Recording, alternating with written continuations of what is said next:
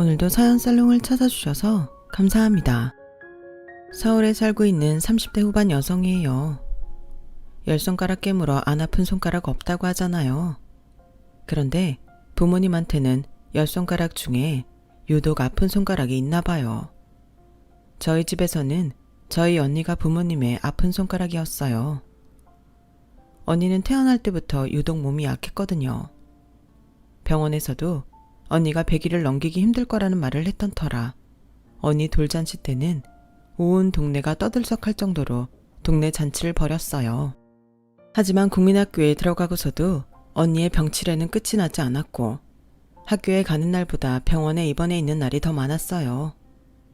환절기 때 흔히들 걸리는 감기도 언니한테는 치명적이라서 엄마는 온 집안에 가습기를 틀어놓고 온도와 습도를 철저히 조절할 정도였죠. 저는 아픈 언니를 대신해 둘째임에도 불구하고 맞이 노릇을 해야 했어요. 등하교 때 언니 책가방을 대신 들고 가는 건 기본이고 수업 중에도 언니가 아프다는 연락을 받으면 언니네 반으로 달려가야 했어요. 한 번은 어린 친구들과 운동장에서 뛰어노느라 언니를 못 챙긴 적이 있었어요. 그런데 하필 혼자 하교를 하던 언니가 길에서 넘어지는 바람에 다리를 다쳤고 졸지에 저는 죄인이 되어버렸죠. 10번 잘하다가 딱 한 번 한눈을 팔았을 뿐인데도 잘했던 일은 온데간데 없이 사라지고 딱 한 번의 실수만 제 몫이 되고 만 거예요. 은영이 너 언니는 내버려두고 지금까지 어디서 뭐 했어? 친구들이랑 운동장에서 고무줄 했어. 뭐? 엄마가 그렇게 부탁했는데 어떻게 아픈 언니를 두고 놀 생각을 해? 넌 어쩜 인정머리도 그렇게 없니? 언니가 남이야? 하나밖에 없는 네 형제인데 그깟 고무줄에 빠져서 형제도 나 몰라라 할 수가 있냐고. 슈퍼 아줌마가 일찍 발견하지 않았으면 네 언니가... 말을 말자. 암튼 한 번만 더 이런 일 있으면 그땐 가만 안 둘 줄 알아. 고작 10살짜리 아이가 2살 위 언니를 챙기는 건 그리 쉬운 일은 아니었어요. 힘이 들어서가 아니에요. 저도 한창 뛰어놀 나이였기 때문에 놀고 싶다는 마음을 매 순간 억누르기 힘들어서 그랬던 거죠. 그런데도 엄마는 그런 제 마음은 헤아려주지 않았어요. 엄마한테는 큰딸이 다쳤다는 것만 보였던 거죠. 살면서 제가 부모님한테 가장 많이 들었던 말이 뭔지 아세요? 양보하라는 말이었어요. 뭐든 아픈 언니한테 양보하라고 하셨거든요. 예쁜 옷도 학용품도 심지어 저를 좋아하던 남자친구까지도 언니한테 양보하라고만 하셨어요. 잦은 입원으로 출석 일수를 채우지 못한 언니는 중학교 2학년 때 유급을 당하게 되었어요. 그리고 고3 수능 시험을 앞두고 또다시 입원을 반복하는 바람에 대입에 실패하게 되었고 그러다 저와 같은 해 대학에 진학하게 되었죠. 우리 자매는 과는 달랐지만 같은 대학에 다녔던 탓에 저는 늘 언니 강의 시간에 맞춰 언니네 과 건물로 달려가야 했어요. 그러다 언니네 과 선배와 자주 마주치게 되었고 서로 호감을 가지게 되었어요. 군 제대를 하고 복학생 신분이었던 오빠는 학교에 차를 가지고 다녀서 종종 오빠 차를 얻어 타고 집까지 갈 수 있었어요. 당연히 저희 언니도 동승을 하게 되었고요. 그렇게 몇 달이 지나는 사이 우리는 언제 고백을 받아도 이상하지 않을 만큼 많이 가까워졌어요. 그러던 어느 날이었어요. 선배랑 영화를 보고 함께 저희 집 근처까지 오게 되었는데 오빠가 제 볼에 뽀뽀를 쪽 해주더라고요. 그리고는 저를 많이 좋아한다며 사귀자고 하더라고요. 제 마음도 오빠와 같았지만 바로 승낙을 해버리면 너무 기다렸다는 티가 날 것 같아서 생각할 시간을 달라고 하곤 집으로 들어왔어요. 그런데 발갛게 상기된 얼굴로 현관에 들어선 저를 언니가 냉랭한 표정으로 노려보더라고요. 뭐가 또 심통이 나서 저러나 생각했지만 그때는 제 감정에 취해 언니 기분 따위는 그리 중요하지 않았어요. 그런데 그날 밤 엄마가 제 방으로 들어오시면서 하늘을 나는 것 같았던 제 기분은 땅속 깊숙이 박혀버리고 말았죠. 은영아, 너 재우 선배 알지? 왜? 종종 집까지 차 태워주는 네 언니네 과 선배 말이야. 너 혹시 그 선배랑 사귀니? 아니. 근데 그건 왜 물어? 그래, 사귀는 사이가 아니라니 다행이다. 실은 네 언니가 그 선배를 많이 좋아하나 봐. 그래서 말인데 네가 중간에서 두 사람 좀 연결해주면 안 될까? 너도 알다시피 네 언니가 병원 생활을 오래 해서 사람 사귀는 게 좀 서툴잖니. 네 언니가 처음 마음에 든 남잔데 엄마 입장에선 어떻게든 잘 되게 해주고 싶어. 도와줄 거지? 순간 하늘이 무너지는 것 같았어요. 그래서 절대 안 된다고 했어요. 오늘 오빠한테 고백을 받은 사실까지 털어놓으면서요. 그랬더니 엄마가 잠시 고민을 하다가 이러시는 거예요. 은영아, 그냥 언니한테 양보 좀 하면 안 될까? 넌 사교성도 있고 언제든 남자친구 사귈 수 있잖아. 엄마가 이런 말 하게 돼서 미안하지만 엄마 네가 양보해주면 좋을 것 같아. 엄마 정말 너무한 거 아니야? 나 지금까지 매번 언니한테 양보만 하고 살았어. 먹고 싶은 거 입고 싶은 거 심지어 볼펜 한 자루까지도 언니가 탐내면 다 순순히 내줬다고. 그런데 이젠 남자까지 양보하라고? 도대체 언제까지 언니한테 양보만 하고 살란 거야? 그래, 엄마 말대로 내가 양보한다고 쳐. 그런다고 나 좋다는 재우 선배가 언니한테 가겠어? 그게 가능한 소리냐고. 그러니까 네가 거절을 하면 되잖니. 그럼 네 언니가 파고들 여지가 생길 거 아니야. 세상에 남자가 얼마나 많은데 자매끼리 남자 하나를 두고 얼굴을 붉힐래? 어른스러운 우리 둘째가 한 번만 양보해줘. 그러면 엄마가 해달라는 거 다 해줄게. 옷 사줄까? 아니면 구두? 말만 해. 엄마가 다 사줄 테니까. 정말 말도 안 되는 일이었어요. 어떻게 남도 아닌 엄마가 나한테 이럴 수가 있는 건지 도저히 믿을 수가 없더라고요. 제가 끝까지 엄마 말을 따르지 않자 이번엔 언니가 나서서 저를 설득했어요. 야, 난 이미 19년 전에 시한부 판정을 받은 몸이야. 언제 죽어도 이상할 게 없다고. 너 만약에 내가 내일 당장 죽는다면 후회 안 할 자신 있어? 그럴 수 있냐고. 너한테 재우 오빠는 앞으로 만나게 될 수많은 남자 중 하나일 뿐이겠지만 나한테는 유일한 남자일 수 있다고? 누가 더 절실할까? 재우 오빠는 내 처음이자 마지막 사랑일지 모른다고. 펑펑 울면서 감정에 호소하는 언니를 보니 심정적으로는 억울하고 화가 나기도 했지만 한편으로는 이렇게까지 하는 언니가 가엾게도 했어요. 그날 밤 저를 쉽게 잠들지 못하게 했죠. 언니가 했던 말이 자꾸 머릿속에 빙빙 돌면서 저를 괴롭혔거든요. 자기는 내일 당장 죽을지 모른다던 그 말이요. 나에겐 앞으로도 기회가 있지만 언니한테는 처음이자 마지막일지 모른다는 생각이 자꾸 들어 제 양심을 자극했고 결국 내가 포기해야겠다는 결론을 내리게 되었어요. 그렇게 저는 오빠의 고백을 거절했고 이후 언니는 시련의 아픔을 위로해준다는 명목으로 오빠한테 다가갔어요. 하지만 언니도 재우 오빠와 이어지지는 못했어요. 오빠가 유학을 떠나버렸거든요. 결국 언니가 중간에 끼어들면서 모두가 불행한 새드엔딩이 되고 말았죠. 그 일이 있은 후로 저는 가족들 몰래 비밀 연애만 했어요. 또다시 같은 상황이 벌어진다면 그때도 엄마는 제게 양보하라고 말을 할 테고 언니는 또다시 자신의 목숨을 빌미로 제게 포기를 강요할 테니까요. 태생적으로 면역력이 약해서 100일을 넘기기 힘들 거라던 의사의 말과 달리 언니는 나이가 들면서 점점 건강해졌어요. 대학을 졸업할 무렵에는 병원에 발길을 끊고 살 정도가 되었죠. 그렇다고 해서 저희 언니가 졸업을 앞둔 여느 대학생들처럼 취업 준비로 바쁘게 지냈던 건 아니었어요. 건강에 대한 불안감 때문이었는지 여전히 몸을 사리느라 취업은 애초에 생각조차 하지 않았으니까요. 부모님도 언니가 취직하기를 바라지 않으셨고요. 물론 저는 수능 시험을 준비하던 때보다 더 치열하게 취업 전쟁을 치렀지만요.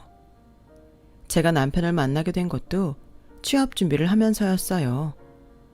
온라인을 통해 스터디 그룹을 만들었는데 거기서 남편과 만나게 되었죠.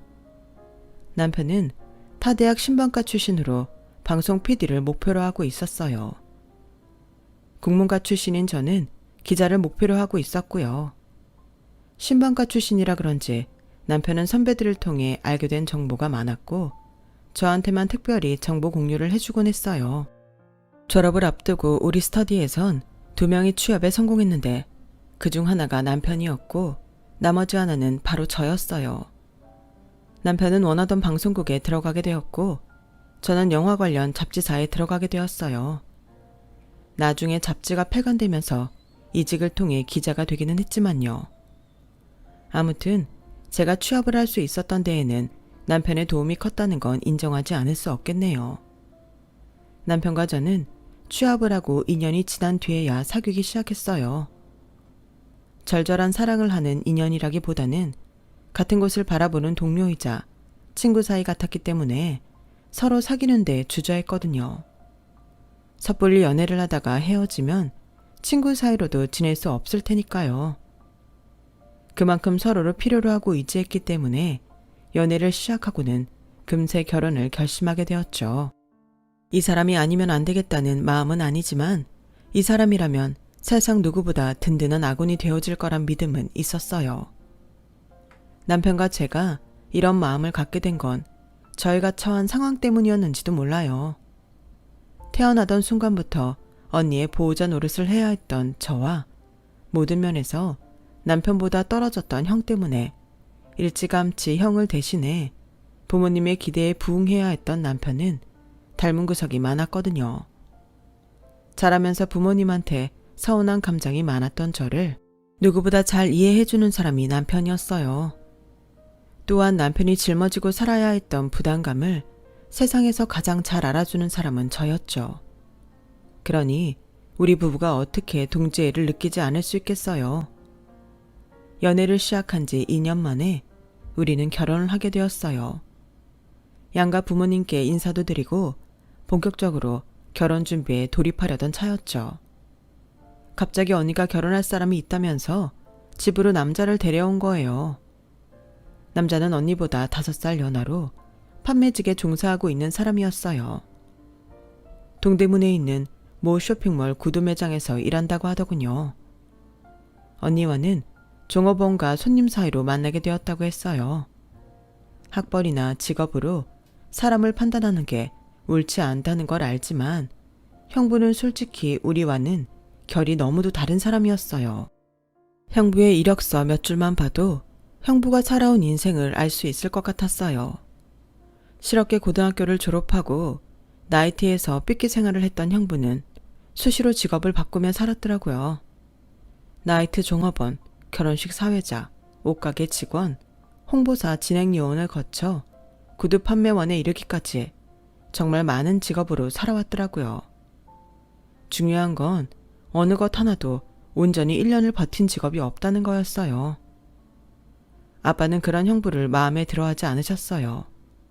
정확히는 저희 언니가 하루빨리 정신을 차리고 형부와 헤어지기를 바라셨죠.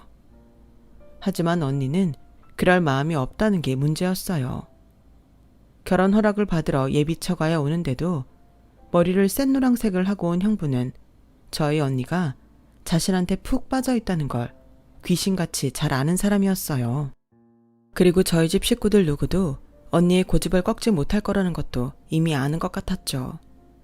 그러니 예비 장인 장모 앞에서도 주눅들지 않고 양아치 같은 모습을 드러냈을 거예요. 아빠는 형부한테 결혼하면 당장 살 집은 있냐고 물으셨어요. 그랬더니 형부가 저희 언니 손을 꼭 잡아쥐고는 당당하게 이러더라고요. 장인어른, 솔직히 저는 아직 나이도 어리고 가진 것도 없어요. 현재 사는 옥탑방도 친구 집이라서 들어가 살 데도 없고요. 하지만 우리 겸둥이를 세상 누구보다 사랑해줄 자신은 있습니다. 믿어주십시오. 겸둥이? 형부의 대책 없는 상황보다도 저희 가족을 경악하게 만들었던 건 언니를 부르는 애칭인 겸둥이였어요. 어머 자기야, 엄마 아빠도 있는데 겸둥이라고 부르면 어떡해. 에이, 우리 달리기는 장난꾸러기. 아, 정말 눈뜨고 못 볼 광경이었어요. 미칠 광을 쓴 광경이요. 그날 형부가 돌아가고 엄마는 머리를 싸매고 누우셨고 아빠는 줄담배를 피우셨어요. 저는 뭐 어이가 없어서 헛웃음만 나오더라고요. 그런데 절대로 언니의 결혼을 허락해 주시지 않을 것 같았던 부모님은 얼마 뒤 형부를 받아들이기로 결정하셨어요. 엄마, 정말 그런 사람한테 언니 시집 보낼 거야? 그 사람 꼴을 봐놓고도? 그럼 어쩌냐? 네 언니가 집을 나가겠다는데. 몸도 약한 게 집 나갔다가 무슨 일이라도 생기면 어떡해? 지가 죽고 못 산다는데 같이 살아보는 게 평생 소원이라는데 들어줘야지. 안 봐도 뻔했어요. 언니는 과거에 저한테 했던 것처럼 부모님 앞에서 목숨을 담보로 감정에 호소했을 테고, 안 그래도 큰딸의 건강이 아킬레스건인 부모님은 딸 자식 살리는 심정으로 허락을 하신 거겠죠.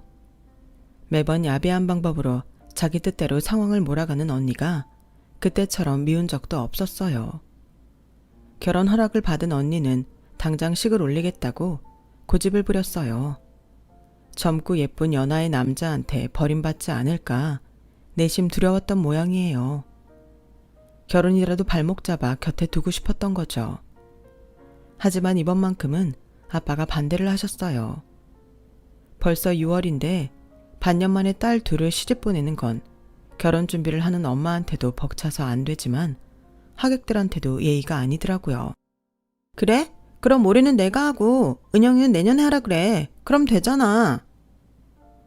은영이는 이미 사돈댁하고 결혼 날짜까지 얘기가 끝났는데 어떻게 미뤄? 너희는 아직 아무것도 준비된 게 없으니까 내년에 식 올려도 되잖아. 아직 살 집도 준비 안 됐는데. 그러니까 이번에는 네가 은영이한테 양보해. 아빠, 이런 게 어딨어. 엄애는 내가 첫째인데 왜 은영이가 먼저 결혼을 해? 길 가는 사람을 자꾸 물어봐. 언니가 먼저인지 동생이 먼저인지. 그리고 우리가 결혼 준비할 게 뭐 있어. 우린 여기 들어와 살 텐데. 그이가 처가살이 하겠대. 아빠도 좋지? 그러니까 그이 마음 변하기 전에 빨리 결혼식부터 올려줘.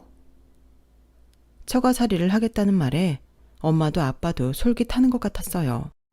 못 믿어온 맞사위한테 딸을 내어주는 게 한 걱정이었는데 그나마 데리고 살 수 있다면 최악은 면했다는 판단이었을 거예요. 그리고 처가살이라는 영리한 수덕에 언니는 저를 제치고 그해 가을 결혼식을 올렸어요. 그리고 저는 이번에도 언니한테 제가 예약해두었던 결혼식장까지 뺏기며 결혼식을 연기해 이듬해 봄에 올리게 되었죠. 왜 공포 영화를 보면 그런 대사가 나오잖아요. 집에 들이지 말아야 할 것을 들였어. 네, 바로 저희 집이 그랬어요. 처가살이를 한다는 명목으로 제 친정에 들어간 형부는 가랑비에 옷 젖듯이 우리 집 재산을 야금야금 해먹었어요. 치킨집을 차린다고 땅을 팔아먹고 쇼핑몰에 매장을 내겠다고 용인에 사두었던 집을 팔아먹었어요. 그러고도 성이 안 찼는지 갓 태어난 자식을 앞세워 부모 노릇하고 살 수 있게 마지막으로 딱 한 번만 더 도와달라고 때를 썼어요. 어린 손주가 눈에 밟힌 부모님은 결국 아빠 퇴직금까지 내어주셨고 그렇게 시작한 형부의 사업은 반년 만에 끝이 났어요. 투자금은 일찌감치 다 날려버렸고요. 이제 남은 건 부모님과 언니네 내외가 살고 있는 60평대 아파트 한 채뿐이었어요. 그런데 그나마도 얼마 뒤 팔아야 했어요. 이번엔 형부 때문이 아니라 아빠 때문이었죠. 대장암 진단을 받고 투병 생활을 시작한 아빠는 서울집을 팔고 양평에 전원주택을 구입해 엄마랑 두 분이 이사를 하셨어요. 아무래도 공기 좋은 곳에서 지내시는 게 투병 생활을 하는데 나을 것 같다는 판단에서였죠. 언니한테는 전세 아파트를 구해주셨어요. 60평대 아파트에서 살다가 20평대로 옮기자 언니와 형부는 답답해서 못 살겠다고 투정을 부리더군요. 아빠는 병마와 싸우느라 고생이신데 지들은 돈 한 푼 벌지 않으면서 투정을 부리고 있는 꼴이 정말 역겨웠어요. 그래서 참다 못해 한마디 했죠. 형부, 그렇게 답답해서 못 살겠으면 형부가 돈 벌어서 큰 집으로 이사해요. 왜 남의 돈으로 구한 집에서 살면서 투정을 부려요? 난 정말 언니랑 형부만 보면 가슴이 답답해져. 사지 멀쩡한 사람들이 왜 일을 안 해? 죽으면 썩어 문드러질 몸뚱이가 그렇게 아까워? 길거리에 나가봐. 7, 80은 넘은 어르신들도 폐지 줍고 택배일 해가며 돈 버신다고. 그런데 새파랗게 젊은 사람들이 왜 일도 안 하고 무의도식하냐고. 자식 보기 창피하지도 않아? 형부, 양심이 있으면 그렇게 살면 안 되죠. 우리 아빠가 평생 뼈 빠지게 번 돈 다 해먹었으면 최소한 그 돈은 못 갚아도 자기들 먹고 살 돈은 벌어야 하는 거 아니에요? 언제까지 내 부모 등골 빼먹고 살 작정이냐고요. 입이 있으면 말 좀 해봐요. 야, 네가 뭔데 내 남편한테 큰 소리야. 그리고 이이가 돈을 날렸냐? 엄마랑 아빠도 별말 안 하는데 네가 왜 지랄이야 지랄은. 너 한 번만 더 내 남편한테 건방지게 굴면 나도 네 남편한테 똑같이 해줄 거야. 알았어? 그래? 어디 한번 해봐. 멀쩡히 직장 잘 다니고 돈 잘 벌어놓은 내 남편한테 언니가 뭘 어떻게 할 건데? 내가 하는 말이 고가우면 언니 자신부터 돌아봐. 오죽하면 동생이 언니랑 형부한테 이런 말을 하겠는지 생각 좀 해보라고. 부모님이 곁에 안 계시니 언니 편을 들어줄 사람이 없자 언니는 씩씩대기만 할 뿐 더는 아무 소리도 못 하더라고요. 그날 언니와 대판 싸운 이후로 한동안 우리는 얼굴도 마주치지 않았어요. 부모님을 찾아뵈러 갈 때도 서로 마주치지 않게 날짜를 조정해서 내려갔고 명절 때도 시댁에 먼저 들리느라 언니네가 돌아간 후에야 친정에 도착해서 마주치는 걸 피할 수 있었죠. 그러다 다시 얼굴을 마주하게 된 건 아빠 임종을 앞둔 날이었어요. 의식이 희미해가는 와중에도 아빠는 언니 걱정을 하셨어요.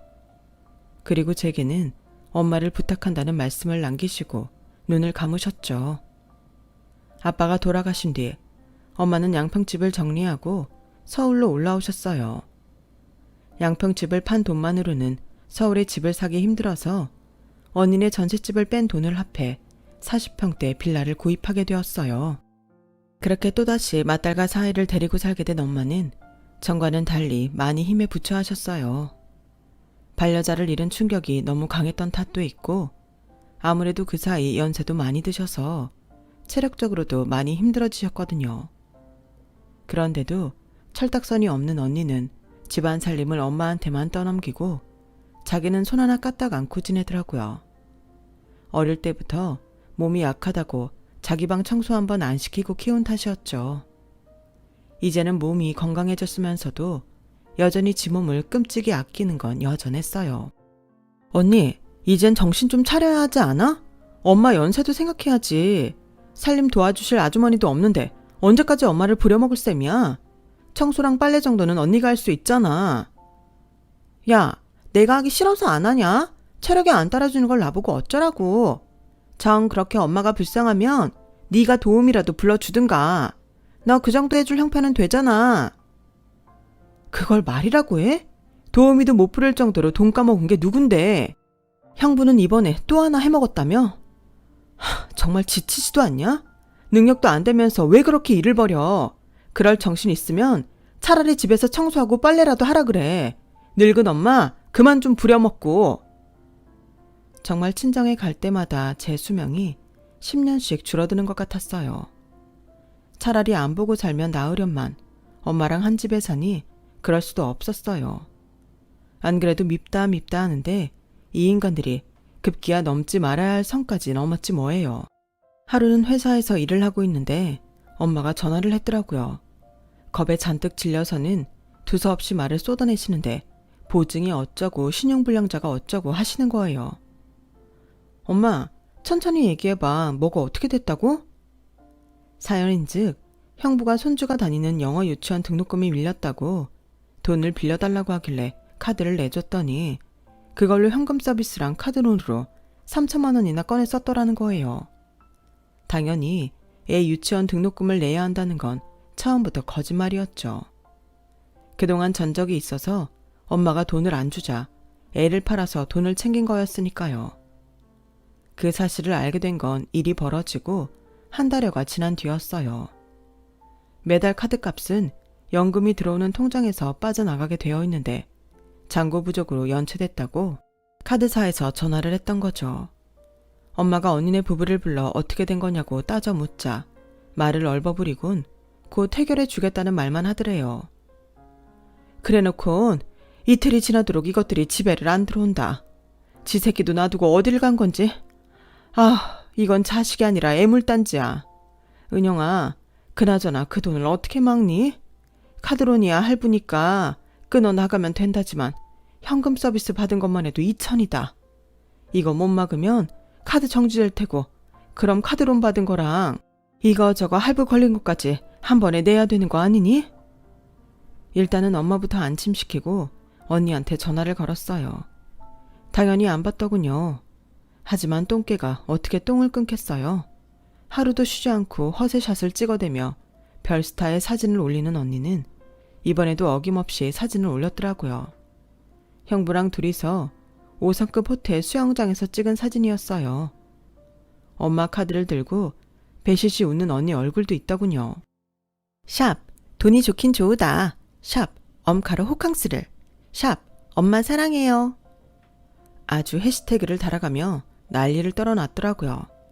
그래서 그 아래에 댓글을 남겼죠. 샵 엄카 훔쳐 호캉스. 샵 허세샷은 증거 1호. 샵 커밍순 경찰 출두. 샵 따라 손에 은팔찌 채워줄게. 그랬더니 제 댓글을 확인했는지 얼른 사진을 지웠더라고요. 그럴 줄 알고 미리 스크린샷을 찍어뒀던 터라 걱정은 안 됐어요. 남편한테 연락해 경찰에 카드 도난 신고도 했고 절도범인 언니랑 형부의 위치도 알려주었어요. 몇 시간 뒤 저는 엄마를 모시고 경찰서로 갔어요. 남편은 이미 도착해 있더군요. 형사과로 들어가 보니 언니랑 형부가 경찰 앞에 나란히 앉아 조사를 꾸미고 있더군요. 언니는 엄마를 보자마자 카드 좀 들고 나갔다고 딸을 신고하면 어떡하냐고 되려 큰 소리를 쳤어요. 형부는 기가 막히다는 표정으로 그러더라고요. 장모님, 왜 쉽게 끝날 일을 크게 만드세요? 카드빚 장모님이 안 갚으셔도 돼요. 장모님 돌아가시면 그 빚도 사라진다고요. 차라리 그 전에 남은 재산 저희한테 다 주시고 장모님 돌아가실 때 저희가 상속 포기하면 깔끔하게 끝난다니까요. 아, 정말 그 쉬운 걸 왜 모르시나? 뭐가 어쩌고 어째? 그래서 지금 니놈은 나 죽으라고 곡하는 거냐? 이런 쓰레기 같은 놈아. 그간 해먹은 돈도 모자라서 나 죽을 때 빚까지 딸려보내겠다고? 어림도 없다 이놈아. 평소 같으면 마음이 약해져서 언니 편을 들어주던 엄마였지만 이번만큼은 무서운 표정으로 딱 잘라 말씀하셨어요. 형사님, 저 두 년놈 교도소에 넣어주세요. 절대로 감형 못 받게 해주세요. 저것들이 그동안 제 보석이며 현금에 손댄 게 한두 번이 아닙니다. 그것도 다 포함해서 오래오래 교도소에서 살게 해주세요. 오죽하면 늙은 애미가 자식을 교도소에 보내달라고 애원을 하겠습니까? 저것들은 인간되기는 그른 것들입니다. 제가 자식을 잘못 키웠어요. 결국 엄마는 주저앉아 오열을 하셨어요. 그 모습을 보니 저도 가슴이 무너지더군요. 그 와중에도 언니와 형부는 정신을 못 차리고 감언 이설로 엄마를 설득하려 들었어요. 언니는 툭하면 나오는 레퍼토리인 언제 죽을지 모른다 시리즈를 남발했죠. 언니, 사람은 누구나 죽어. 언제 죽을지 모르는 건 언니나 나나 똑같다고. 그런데 그게 뭐? 부모 앞에서 죽는다는 말로 사탕 얻어먹을 나이는 지났잖아. 자식 보기 창피하지도 않아? 이참에 내가 그간 언니랑 형부가 엄마 재산 훔쳐 써댄 거 조목조목 자료 제출해 줄 테니까 콩밥 좀 먹으면서 반성 좀 해. 사실 두 사람한테는 세금으로 주는 밥도 아깝긴 한데 어쩌겠어. 산 사람 죽일 수는 없잖아. 아참, 교도소에서는 휴대폰 사용이 안 될 거야. 철창 안에서 눈물 찔찔 짜며 감성샷 찍어야 되는데 그거 못해서 어쩌냐? 야, 이 기집애야, 내가 너 가만둘 줄 알아? 네가 엄마를 어떻게 꼬셨는지 몰라도 엄만 내 편이야. 그러니까 그만 까불라고. 엄마, 나 교도소 못 들어가. 나 면역력 약한 거 알잖아. 거기 가면 나 죽는다고. 엄만 그깟 돈 몇 푼 때문에 딸 자식을 죽일 셈이야? 엄마, 엄마. 언니의 절규에도 불구하고 엄마는 표정 변화 없이 고개를 돌렸어요. 그날 엄마를 모시고 집으로 돌아오는데 문득 그런 생각이 들었어요.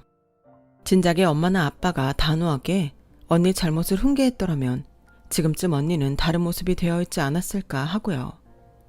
깨문 손가락이 아플까봐 상처를 치료하지 않고 상처를 가려주기만 하면 언젠가는 골마서 터진다는 걸 엄마도 이제는 아셨을 거예요. 누군들 내 자식을 혼내고 싶고 매를 들고 싶겠어요. 어떻게든 인간답게 만들어서 세상에 내보내려고 눈물을 삼키고 훈육을 하는 거죠. 아마 모르긴 해도 엄마는 남은 평생 당신이 제대로 훈육하지 못한 언니로 인해 가슴 저미는 시간을 보내야 할 것 같습니다. 엄마한테는 죄송하지만 엄마가 자초하신 일, 엄마 손으로 매듭을 지으시길 바랄 뿐입니다. 지금까지 제 사연을 들어주셔서 감사합니다. 여러분, 사연 댓글에 응원과 현명한 조언 부탁드려요. 좋아요와 구독은 저에게 큰 힘이 됩니다. 오늘도 좋은 일 가득하세요.